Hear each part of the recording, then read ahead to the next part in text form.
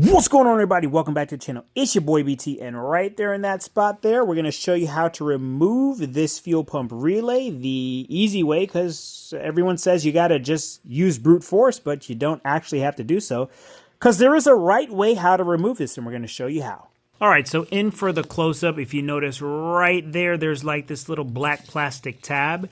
Well, guess what? It hooks right onto this right here. So when you slide this in like so, that little piece actually will press on here and click in.